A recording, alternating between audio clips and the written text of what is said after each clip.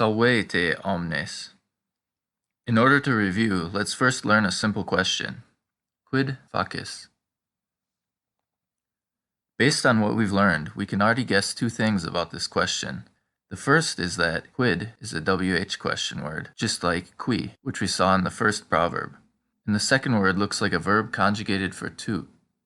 The key word to help you understand this verb is factory, because it means do or make. And if you haven't guessed it, this question is, what do you do? Or, what are you doing? Latin doesn't distinguish between these two forms because there is no ing conjugation in Latin. Can you guess how to ask, what is the male student doing? Quid discipulus facit?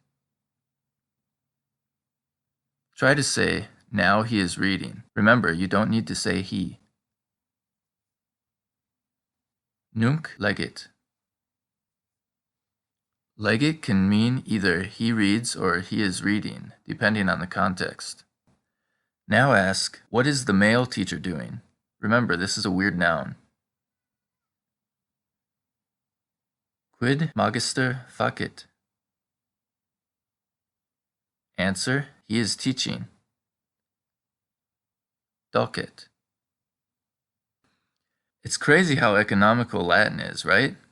Let's change it up a little. Ask now, what is the female student reading? Quid discipula legit? Easy, right? Now be careful with the answer. Say, a letter. Epistolam. Did you remember the M? Even though we're omitting half the sentence, the words still need to be declined in the proper form. Can you remember from the last lesson's story how to say, Rome is the best? Roma optima est. It's like saying Rome is optimal. Not all question words begin with a QU. Try to guess the meaning of the next sentence. Ubi est Roma? Where is Rome? Try to ask now, where do you live? Ubi habitas? How about, where is the farmer working now? Ubi agricola nunc laborat? It's a little easier than English since we don't need to rearrange the words as much. And do you remember what the next sentence means? Valo hic habitare. I want to live here. The verb meaning to want is irregular. Try to guess the meaning of the next sentence. Ubi habitare vis? Where do you want to live? For yes-no questions, we simply add the suffix ne to the first word in the sentence. For example, studesne? Are you studying? Dormisne? Are you sleeping? Try to ask, are the students drinking wine? Discipuline vinum bibunt? Notice that we also add a rising intonation at the end of the sentence, as well as ne. It's kind of convenient that ne comes first, though, since it indicates that the sentence is a question. This way you're not surprised at the end of the sentence. We can also start the sentence a little bit differently. Look at the next sentence. Nonne agricolae laborant. This nonne is a combination of the word non and the suffix ne that we just learned. Adding it to the sentence is like asking, the farmers are working, no? Or, the farmers are working, aren't they? Sometimes it's also translated as, surely the farmers are working. Ask, you're reading the book, aren't you? Nonne librum leges? One way to say yes in Latin is ita est. Ita means so this literally means it is so. Kind of cool, huh? In the next sentence, I'm sure you can figure out the new word from context. Ita est dicit agricola. Yes, says the farmer. The words diction and dictate are derived from this word. We will start seeing this now in the stories when there's quoted speech. Let's review giving and the dative case now by introducing a new declension. Militi aquam do. This sentence means, I give the soldier water, or I give water to the soldier. You can see the connection to military, right? It's not so clear though in the nominative case. For example, miles agricolae gladium dat. The soldier gives the farmer a sword. This word is our first third declension noun.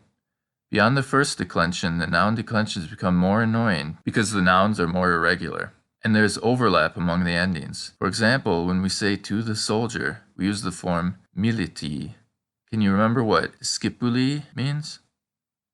Adding e to the second declension nouns, like discipulos, is like adding an s or an apostrophe s. So it signifies the plural or the possessive, as in students or the student's book, for example. And how do we say to the male student? Discipulo. So we have agricolae, discipulo, and militi. Another third declension noun is felis. Do you recognize this word? The word felis is where we get the term feline. Remember this word for the story. Here's a sentence with only third declension nouns. Miles feli carnem dat. The soldier gives meat to the cat. Can you see the connection between carnem and carnal? They both carry the meaning of flesh. Now say, I give the book to my friend. My is understood. Amico librum do. We will look at one more third declension noun in this lesson because it will be in the story. The word mus. This is another animal that has a connection with felis. It's a mouse, right? But when it's an object, it changes to this. Felis murrem edit. The cat eats the mouse. But don't worry, they'll be friends in the story. Let's try to say, we eat and drink. Nos bibimus et edimus. We're ready now for this lesson's story. However, there's one word you might not be able to guess. The word deinde means then or after that. It's used often in stories for narrating sequential events, so we're going to be seeing it more now in the stories. Felis ad silvam ambulat, quod amicum desiderat. Nonne hic sunt amici, dicit, et in silvam ambulat. Felis murem videt, et mus felem spectat. Dende mus fugat, sed felis celer est, et murem consequiter. Did you guess the last word? It has many meanings, but here it means chase. We can remember it by thinking consequences chase our actions, or follow them closely. And celer is related to accelerate, so as you probably guessed, it means fast.